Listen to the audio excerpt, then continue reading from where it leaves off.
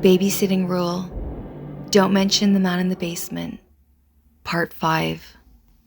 Hey guys, I know you think I'm crazy for going back, for not quitting. Part of me wanted to never step foot in that house again, to block their number and pretend none of it ever happened.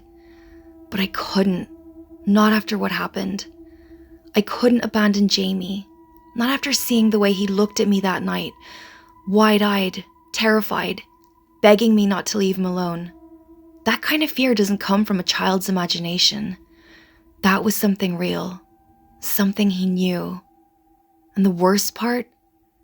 I couldn't shake the feeling that I'd made things worse, that by opening that basement door, I'd stirred something awake, that Jamie was in more danger now than ever before. So when Friday came round, I went back. The drive there felt endless. Rain lashed against the windshield, and every flash of lightning made me jump. The road to the house was long and twisting, lined with dark trees that seemed to lean in closer the further I went. I almost turned around twice. Almost. When I finally pulled into the driveway, the house had never looked so creepy and unwelcoming. It would have been bad enough on a bright summer's day, but with the rain, the dark grey clouds hanging low, the flashes of lightning and grumbling of thunder, it filled me with terror. The evening passed quietly, too quietly. The storm outside rattled the windows, rain streaking down the glass like grasping fingers. The house always had this heavy, tense energy to it, but tonight it was sharper, like the air itself was holding its breath. After I tucked Jamie in, I went downstairs and curled up on the couch, trying to focus on my phone screen. My reflection stared back at me in the darkened TV, pale, wide-eyed, waiting.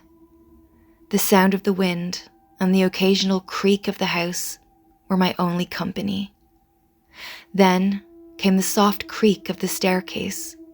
I sat up straight, my pulse spiking, but when I turned, it was only Jamie, padding down the steps in his pajamas, clutching his blanket.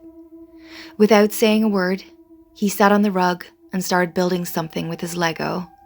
That wasn't like him. Normally, he couldn't wait to get to bed, to escape being anywhere near the basement after dark. He also seemed to need to be asleep by 9, as if he knew something would happen if he wasn't. So I let him stay. Honestly, I wanted him close too. Maybe we both needed that comfort. Breaking one of the rules, just this once, didn't seem like it could hurt. And that's when I decided to try, to ask. I couldn't just keep pretending not to see the signs. The parents clearly weren't going to tell me anything. But Jamie, maybe he would. I needed answers. So, I said lightly, forcing my voice not to shake, when did you first hear the man in the basement? He didn't look up, just shrugged. Don't know. My stomach twisted. Has he been there for a long time? Jamie clicked 2 Lego pieces together, still not meeting my eyes. Forever, I think. Forever. That word hit me like ice water. I swallowed hard, lowering my voice. What does he want, Jamie? He froze. His little hands hovered in midair, motionless. The sound of the rain filled the silence. His shoulders went rigid, like he was holding his breath. My pulse thundered in my ears. And then he moved again, shrugging, forcing out the words, "Don't know." It didn't sound real. It sounded rehearsed.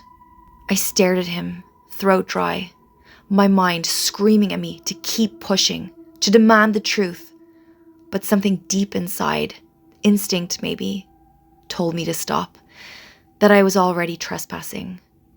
And then the lights flickered, once, twice, and the house plunged into darkness. I jolted, fumbling for my phone. The storm outside howled. the wind shrieking against the windows. The torch on my phone cut a thin, trembling beam across the room. "Jamie?" I whispered. Silence. I swung the light toward the rug. Empty. The Legos were scattered, the blanket was crumpled, but Jamie was gone. "Jamie?" My voice cracked. My chest tightened as panic clawed up my throat. I shone the light around, under the table, behind the couch, toward the stairs. Nothing. The old house groaned under the storm's weight, floorboards creaking like footsteps. I forced myself down the hallway, each shadow stretching longer, darker. And that's when I saw him. At the very end of the hallway, crouched in the corner. The light caught his face and my breath stopped. Relief surged. There he was. But it died instantly. His eyes didn't look like Jamie's. They were darker, sunken, wrong. His body was stiff, like he wasn't the one holding himself up. "Jamie?" I whispered. His head snapped toward me, too fast, and the voice that came out wasn't his. "Leave." It was low and guttural, vibrating through the floorboards. "Jamie, it's me. It's..." "Leave!" The voice roared, shaking the walls, echoing from everywhere at once. The air exploded. The storm outside slammed into the house, glass rattling, papers and toys skittering across the floor. My phone flickered wildly as I stumbled backward, covering my ears. When I looked up again, he was no longer crouching. For a second, I thought my eyes were playing tricks on me. The flickering light, the storm outside, the shadows shifting on the walls. But then I saw it. His toes weren't touching the ground. They hovered an inch above the floorboards, trembling. Then 2 inches. Then 3. My breath hitched. I couldn't even blink. Jamie's small body rose slowly, unnaturally, like invisible hands were lifting him by the shoulders. His head lolled back, his hair spilling away from his face, as if gravity had forgotten him entirely. The air changed. It thickened, charged with something electric and wrong. My phone's torch flickered, the beam trembling across his face. His eyes were open now, rolled white, his mouth slack, and then it moved. His lips curled into something that wasn't a smile. A low rumble vibrated through the room, a sound that didn't belong in any human throat. And then, through that same small mouth, a voice poured out, ancient, guttural, filled with fury. "You can't save him," it growled. "He's mine." I couldn't move, couldn't even scream. My body was ice. My heart pounded so hard I thought it might stop. Then, just as suddenly, he dropped. The thud of his body hitting the floor snapped me out of it. The lights buzzed, flared, and the storm silenced in an instant. I stood frozen for a second, waiting for something else to happen.